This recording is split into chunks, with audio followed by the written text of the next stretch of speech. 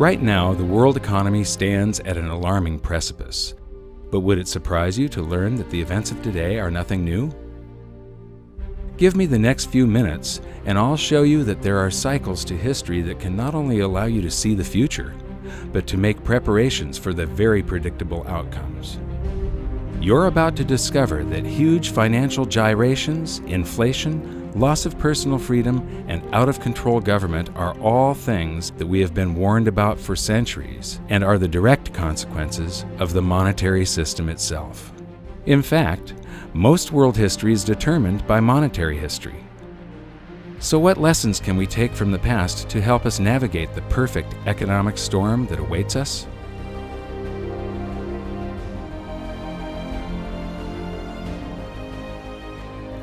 Debasing a nation's currency supply to pay for public works and war is a pattern that just repeats and repeats throughout history, and it's a pattern that always ends badly. In this double episode, we're going to create a timeline to show the similarities between ancient Rome and the United States today. Just like the USA, Rome started out as a republic after overthrowing a monarchy. So let's begin with their early economy in around 500 BC.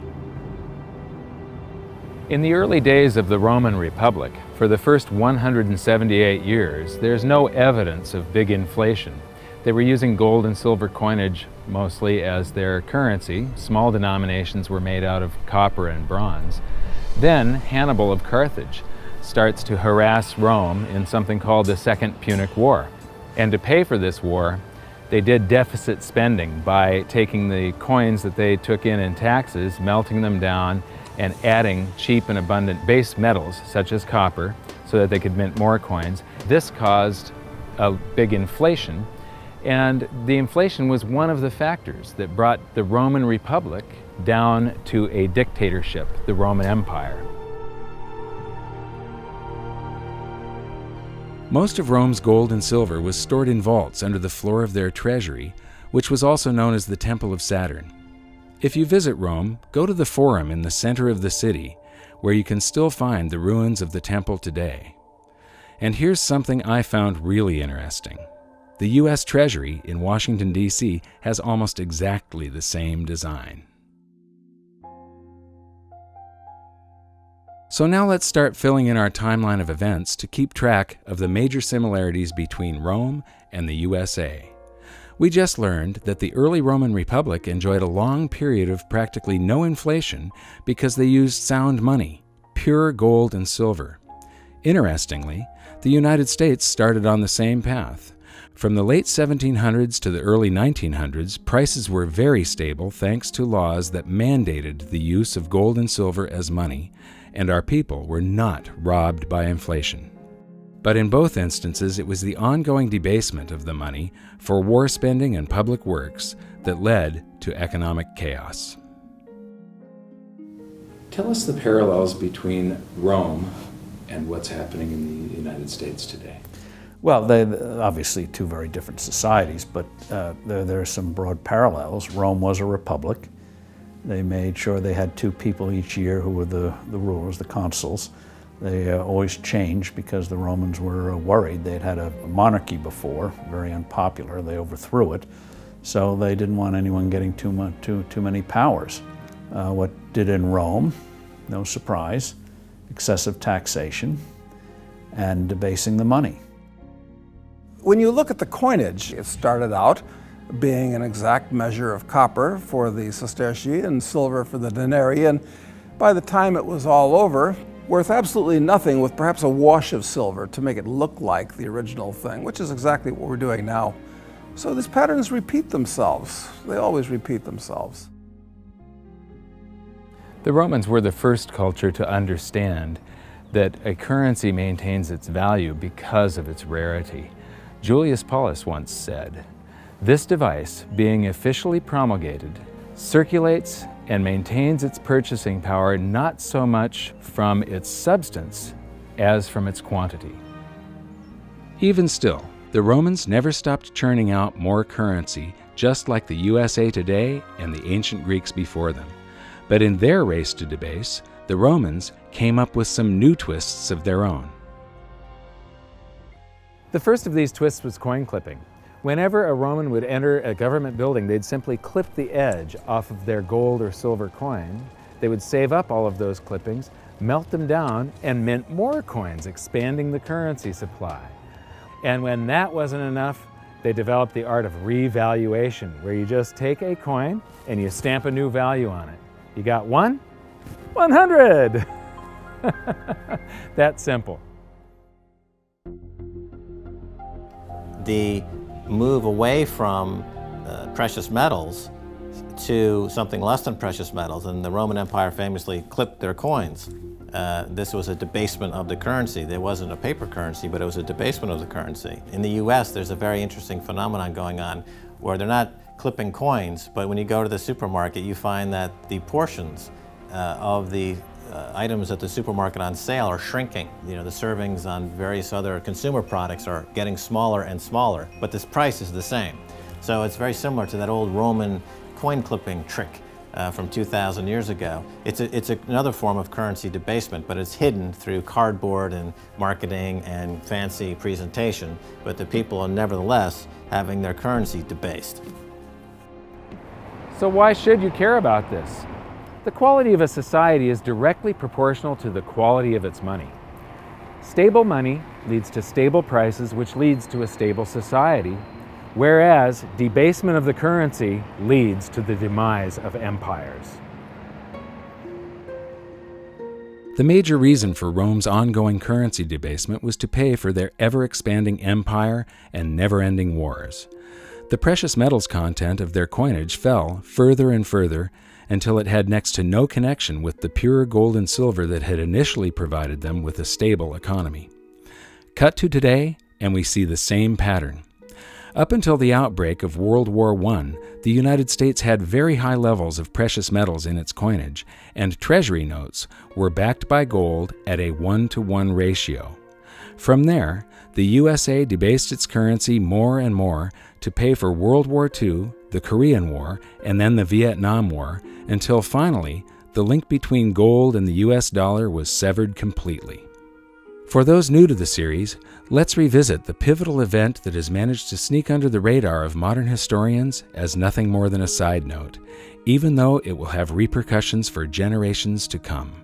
It was an unprecedented act of global debasement by a modern wannabe emperor that would make any Roman ruler hang his head in shame. Most people think that President Nixon's criminal activities were limited to wiretapping and spying on the competition. But his greatest crime came on August 15th, 1971, when he severed the last ties between the dollar and gold, when he ended the Bretton Woods system. I have directed Secretary Connally to suspend temporarily the convertibility of the dollar into gold or other reserve assets, except in amounts and conditions determined to be in the interest of monetary stability and in the best interest of the United States. The Bretton Woods system tied all of the world's currencies to gold through the US dollar. But instead of running out and hanging the guy when he took the world off of gold, the world just yawned and accepted that we were now on a fiat currency system, that we were now on this infinitely expanding system, that we no longer had money, we had currency. Money should be a fixed measure of value. It's like 5,280 feet in a mile, or 12 inches in a foot. I gave you the example. Imagine trying to build a house, say 2,500 square feet. If the foot changed each day, it was 12 inches one day, 10 the next, 20 the next. Very hard to do if that's changing.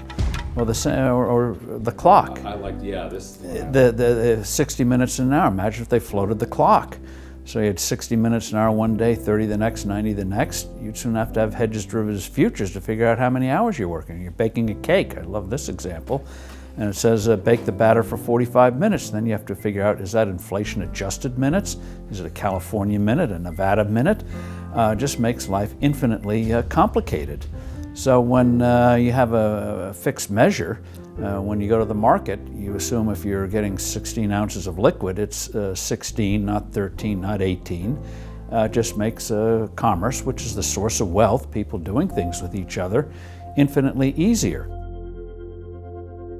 It is very odd that we've established a situation where what people do is scramble to borrow liabilities. Certainly, I guess the most attractive liability in the world, or put a different way, the most attractive free trading lie on the planet is the US dollar. We joke in investment conferences it's the worst currency in the world, except all the others. If you're going to trade in a lie, it better be a liquid lie. What the United States dollar has going for it is the most liquid lie in the world. I mean, if you think about the advantage that we have now, yes, it's a horrible thing to do morally, but what we do is amazing. It's amazing that we can get away with this. We print a lie, a dream, on a piece of paper, and we ship it to Brazil, and they send us coffee. And we ship the same lie to Germany, and they send us a Mercedes. And we ship the same lie to Japan, and they ship us a stereo. It's actually a pretty cool deal. I mean, I feel bad about it in a sense, but it's grandly amusing in a sort of a cosmic sense. You just need to understand that somehow, sometime, some way, there's going to be a reckoning. The dollar's involved worldwide as a major currency, so it's 1/2 of everything we do. And it has no definition. I used to get a charge out of asking Bernanke and Greenspan, define a dollar, and they can't define a dollar. In the old days it was a weight of silver, a weight of gold, and that's what it was supposed to be according to the Constitution. Well, Dr. McCracken, not being an economist, can you explain to me briefly how in the world do you determine what a value of a dollar is in relation to a French franc, for instance, if you can't convert that dollar into gold? What standard do you have? What is it worth at all? That's going to be determined in the marketplace, just as really largely it has already. So well, what is this going to do then to, for instance, the speculator in gold? How is this going to affect him? Is the price going to drop or rise? The official price of gold, of course, has not been changed. That was not a part of this program at all, nor is that contemplated. Well, maybe they should have contemplated what was likely to happen, because for anyone who had studied history, the outcome was perfectly clear. Rather than help the economy, Nixon's actions made things a lot worse, and the public started feeling the effects of inflation much more acutely. It was hard for savers to keep their heads above water unless they had saved in the ultimate stores of value, gold and silver. Just as it had always done throughout history, gold once again accounted for the expanding fiat currency supply by rising in price to cover that supply. Gold had done this as recently as 1934, when the USA's debasement really started heating up and gold was revalued from $20.67 an ounce to $35 an ounce. Now the process began again as the public bid the price up from $35 an ounce in 1971, climbing all the way to $850 an ounce in 1980, easily accounting for the massive quantities of currency the USA had conjured out of thin air now that Nixon had removed all restrictions. Gold had once again held an out-of-control currency to answer. Getting back to the Julius Paulus quote about the value of a currency being decided by the quantity rather than the content, one of the biggest economic hurdles that mankind repeatedly trips on is that we have never been able to control the quantity of currency. And this is one of the reasons why gold has always been the ultimate money. It can't be printed and it keeps us in check. Today, I think cryptocurrencies are a very exciting development and have tremendous possibilities. The bottom line is that governments have a long history of trying to cheat gold either through debasement or manipulation of the markets. But here's the thing. In the end, gold always wins. And that brings us back to the Romans, who went through many cycles of currency debasement for war spending, then inflation being felt by the public, then revaluation of the currency, then more debasement for deficit spending on war, resulting in even more inflation being felt by the public. The cycle repeated again and again. Those who were able to hold gold outside the official system maintained their purchasing power. Those who did not suffered greatly. In 270 AD, Emperor Aurelian took power and had the now worthless official coinage recalled and minted again to contain a small amount of silver, just 5%. This act brought a new vitality to Rome, but unfortunately it was short-lived as government after government gave in to the temptation of spending beyond their means. Eventually, wars were funded by levying huge taxes on businesses and the rich. This only had the effect of closing down many essential businesses. The more meddling the government did with the economy, the worse things became. The government started confiscating private property by force to fill their empty state coffers. Rome was sliding into ruin. And that brings us to Emperor Diocletian. His actions are the first recorded example of the following hidden secret of money. Wage and price controls do not work. He came to power as inflation was surging, but his decisive actions only added fuel to the fire. So because the economy was getting worse and worse, Diocletian created a whole bunch of great government solutions. He created a bunch of works projects. He hired a bunch of the homeless and people that were unemployed, made them soldiers and government employees, and this caused deficit spending to just go out of control, and inflation raged into what is known as the first documented hyperinflation. So to get inflation under control, in 301 AD, Diocletian issued his infamous Edict of Prices. This was a massive volume of a list of all of the wages and the prices people could charge for goods and services. And it was all enforced under the penalty of death. So what happened was instead of risking your life to sell something at a profit so that you could stay in business, people just closed up shop. Instead of doing a job that was listed in the book that was below a living wage, people quit their chosen career and tried to pursue a job that wasn't listed in the book. The result of this was that Diocletian came out with a law that said every son had to go into his father's business under the penalty of death. When governments start meddling with an economy, the result is always the same. Prices become distorted. This is a huge danger because prices act as a signal for an economy. They indicate to producers and buyers where true value lies. The outcome is always economic turmoil, shortages, and black markets. We've seen what happened to gold when Nixon started his economic interference, so now let's go back and see what happened when Diocletian started his jumbo-sized meddling with the economy. We know when Diocletian created the Edict of Prices that the price of gold was 50,000 denarii per pound. And then we also know from transaction receipts around 50 years later, the price of gold had risen to 1,200,000,000 denarii per pound.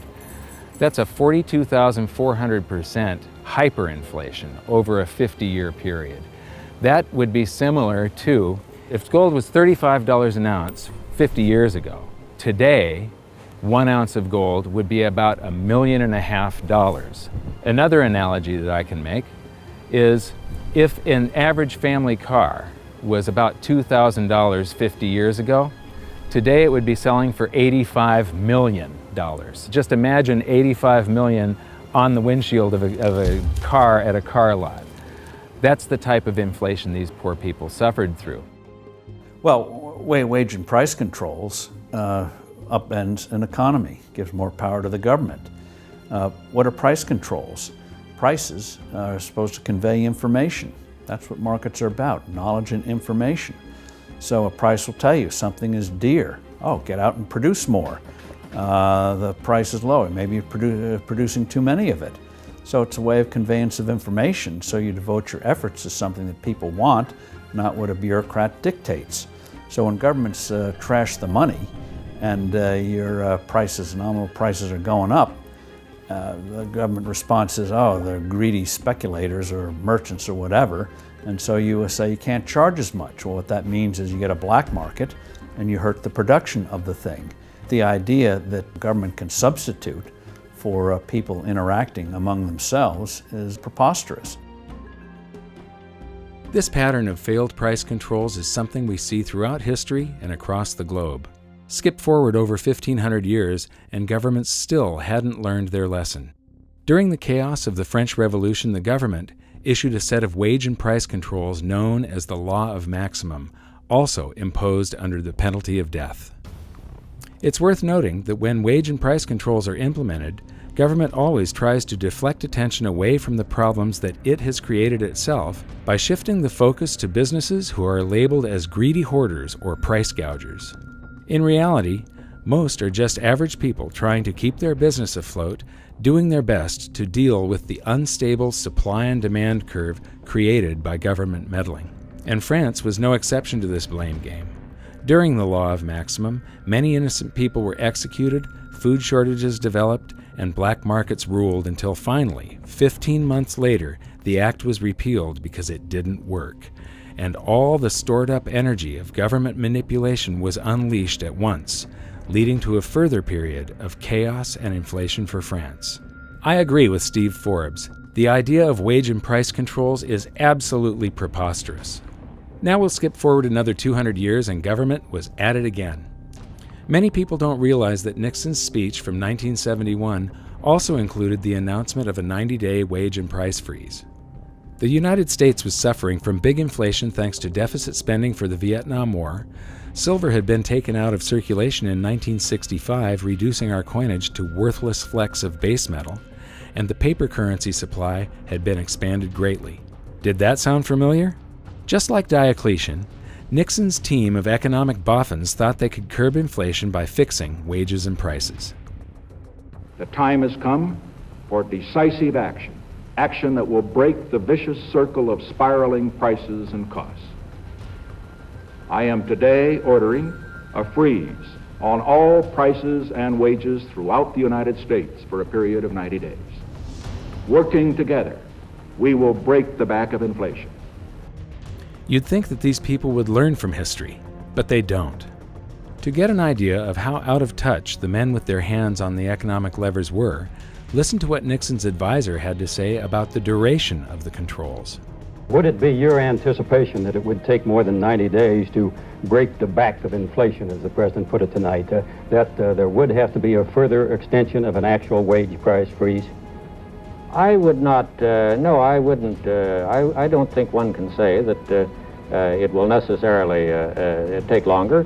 We're sailing to some extent in an uncharted sea here, but this I think is a reasonable estimate of the time that's going to be required.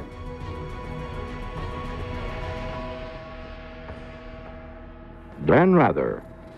President Nixon is expected to speak for about 15 minutes on his new economic policies.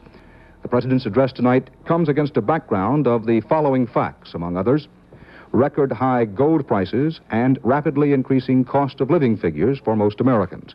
The wholesale price index rose by 2.1% during the month of May. The index of industrial commodities in the last 3 months has risen at an annual rate of 15.9%, the worst since the Korean War 20 years ago.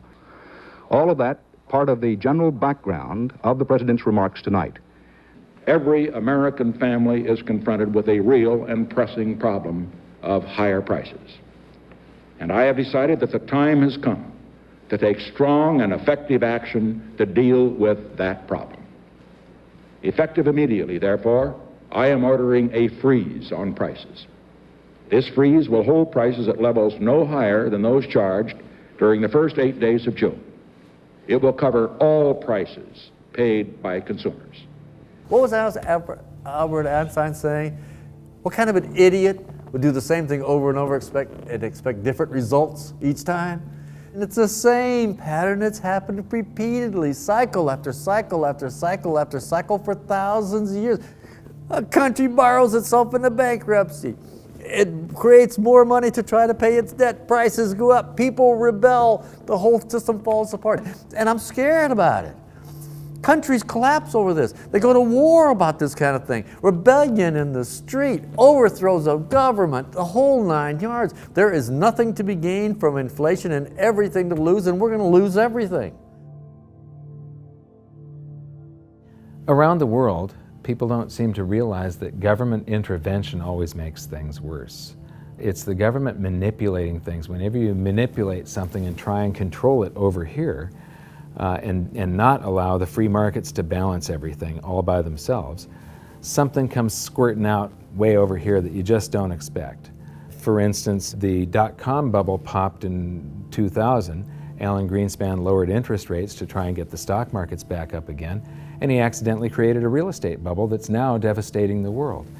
Back during World War I, they inflated the currency supply tremendously. The Federal Reserve was born just at the beginning of World War I.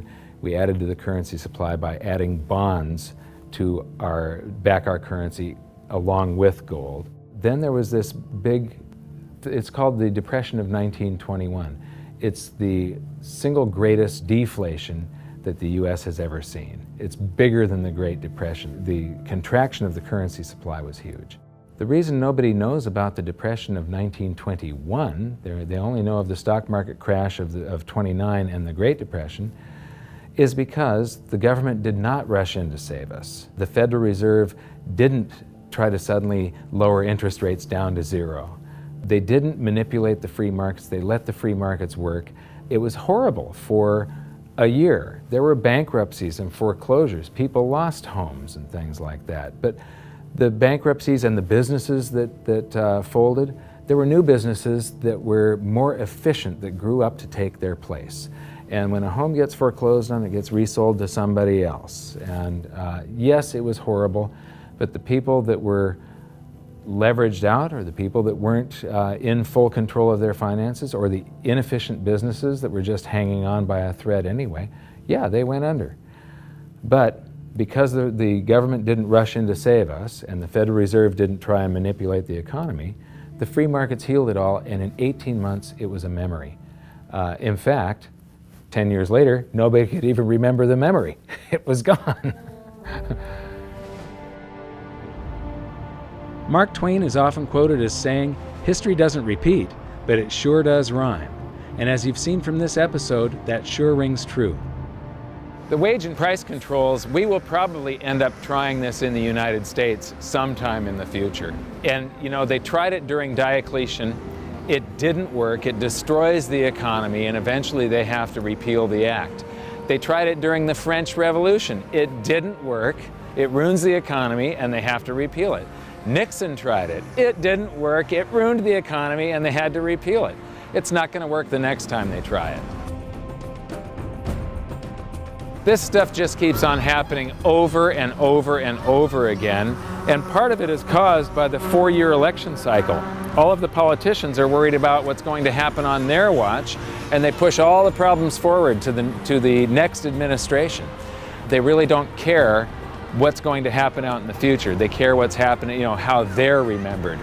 So I'm expecting this to happen in the United States sometime. Right now I'm expecting a deflation, but when we get to big inflation or hyperinflation, you can pretty much count on the fact that they're going to make the same stupid mistakes, because politicians do not read monetary history. This is just the beginning of the similarities between ancient Rome and the USA. In the next episode, we're going to focus on some more amazing events that are echoing throughout history to today. And we'll see what the future holds for the United States if we continue down the same path so many societies have gone before.